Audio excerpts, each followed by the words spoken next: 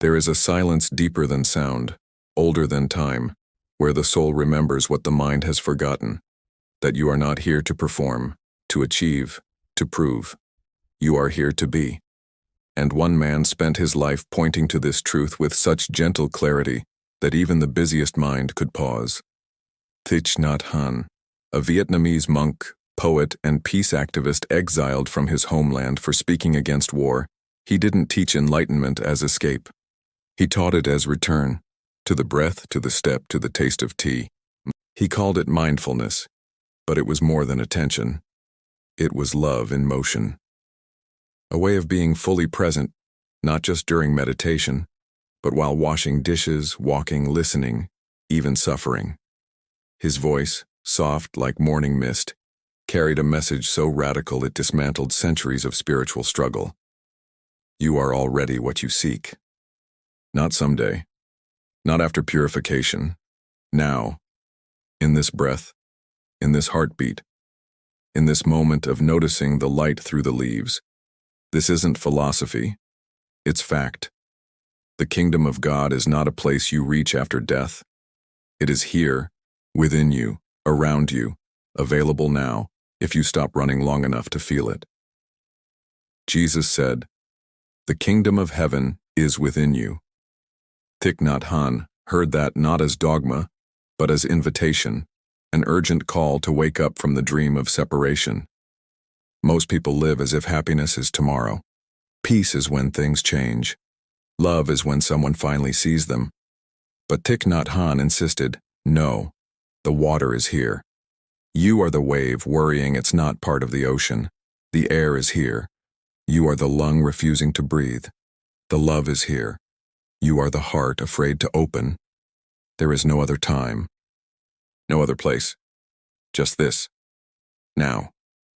And if you miss it, chasing goals, replaying the past, fearing the future, you miss everything. He didn't blame. He understood. We were trained to believe we are broken, that we must earn worthiness. So we strive, control, numb, distract. But all this effort only deepens the wound. Because the more you chase peace, the more anxious you become. The more you seek love, the more alone you feel.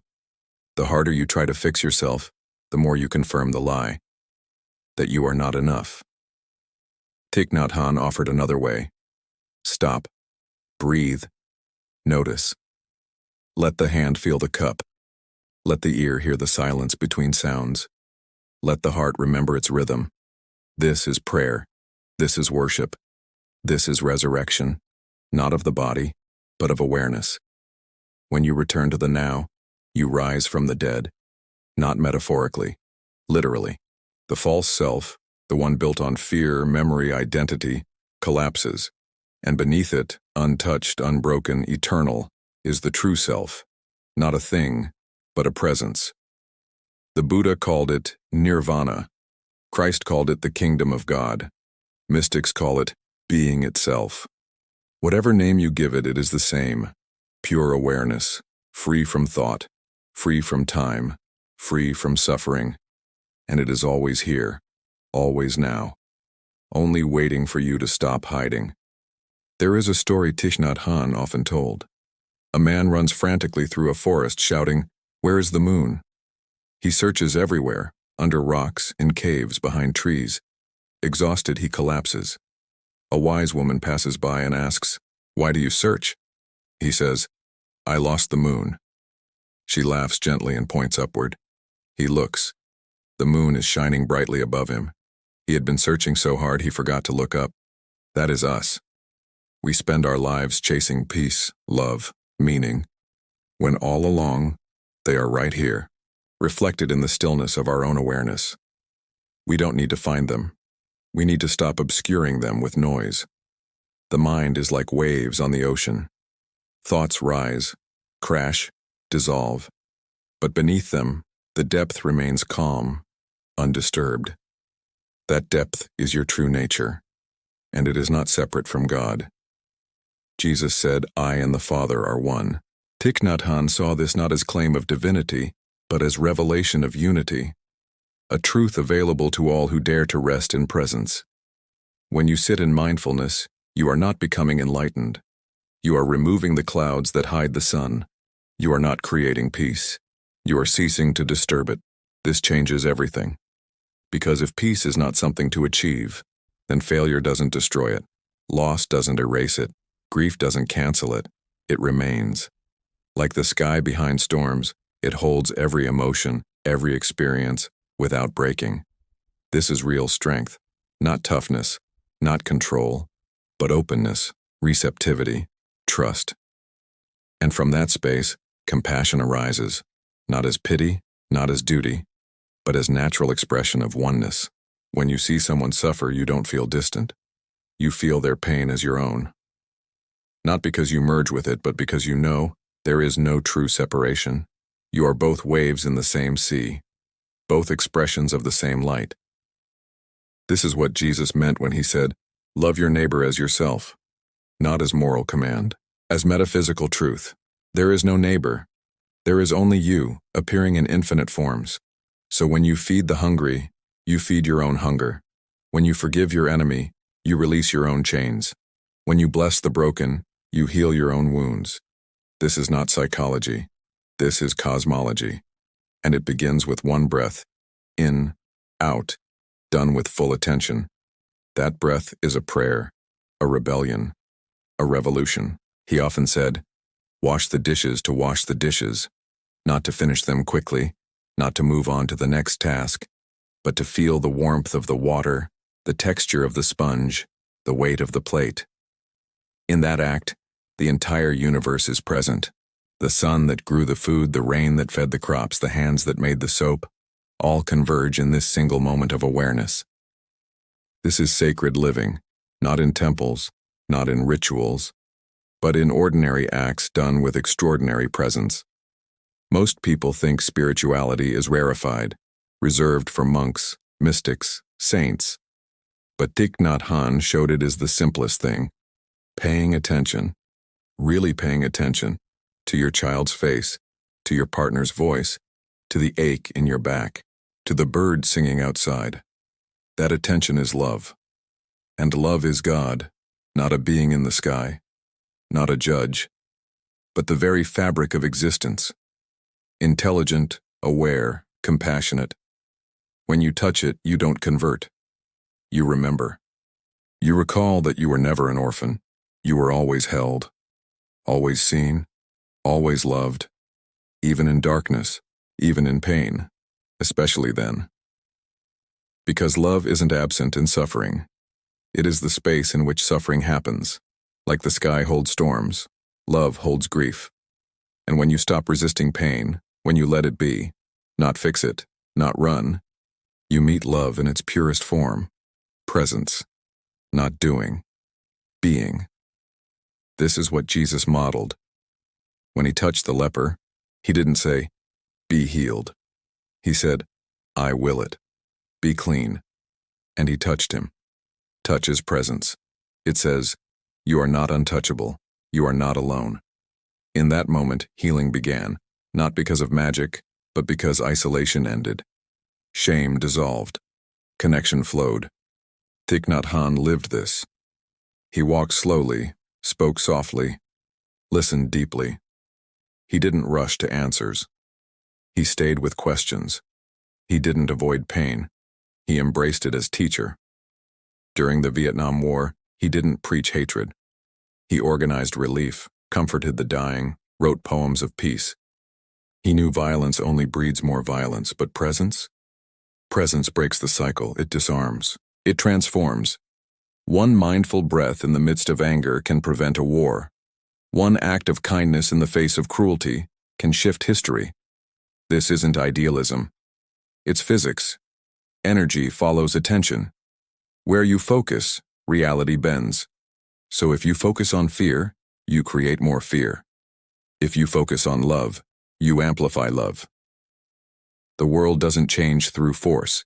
It changes through frequency, through coherence, through hearts beating in rhythm with the divine pulse. And that rhythm is peace, not absence of conflict, presence of wholeness. There is a practice he taught called interbeing, the understanding that nothing exists alone. The flower cannot exist without the cloud, the sun, the soil, the gardener, the eye that sees it. Cut any thread, and the flower vanishes. So too with you. You are not a separate self. You are a nexus of relationships and of ancestors, teachers, strangers, stars. Every breath contains the oxygen released by forests long gone. Every thought echoes the wisdom of sages across time. You are not an individual. You are the universe experiencing itself as a human. This is not poetry. It's biology. And it redefines sin. Sin is not disobedience. Sin is forgetfulness. Forgetting your connection, acting as if you are separate, harming others, the earth, yourself, because you don't feel the wound as your own. Redemption, then, is not punishment or forgiveness. It is remembrance, returning to interbeing, seeing the Christ in every face, the Buddha in every breath, the Spirit in every wind. Thich Nhat Hanh would say, "Look at your hand. Is it yours? Or is it the sun's, the rain's, the earth's?" The same with your mind, your emotions, your life. None of it belongs to you. All of it flows through you. And when you stop claiming ownership, you stop clinging. When you stop clinging, you stop suffering. This is freedom. This is grace. This is what Jesus meant by take up your cross and follow me, not martyrdom. Surrender. Letting go of the false self so the real can live. The cross is not wood. It is the moment you die to ego and rise in awareness. Daily, moment by moment, each time you choose presence over reaction, love over fear, stillness over noise. That is the resurrection. Not once. Forever. And it happens now. Not in some distant heaven, but in the quiet of your own heart, when you whisper, "Here I am." He often quoted the Gospel of Thomas. The kingdom of God is spread upon the earth and men do not see it. Not because it's hidden, because their eyes are elsewhere, in memory, in desire, in fear. But when you return to the now, you see it. In the steam rising from your tea, in the curve of a leaf, in the silence between heartbeats. That is where God dwells. Not in cathedrals, not in scriptures. In the immediate, the intimate, the invisible made visible through attention. To live mindfully is to walk with Christ in every step. Not as worship, but as embodiment.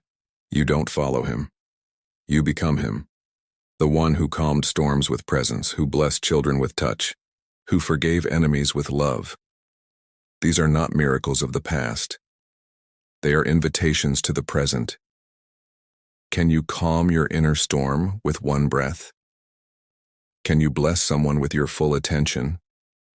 Can you forgive not because it's right, but because you no longer want to carry the weight of bitterness? That is discipleship, not belief. Practice. And the practice is simple. Come back, again and again, to the breath, to the body, to the now. Each time you notice you've wandered into thought, gently return, not with frustration, with kindness, as a mother calls her child home. This is how awakening unfolds, not in fireworks but in whispers, not in thunder, but in stillness. And in that stillness you hear the voice that speaks in silence. You are my beloved. With you, I am well pleased. Not because of what you've done, not despite your flaws, but because you are, simply are. And in that acceptance, the long exile ends. The prodigal returns, the tomb opens, life rises, not someday. Now the climax. Imagine standing at the edge of a lake at dawn. The water is still, reflecting the sky perfectly. You look down and see your face, clear, calm, whole.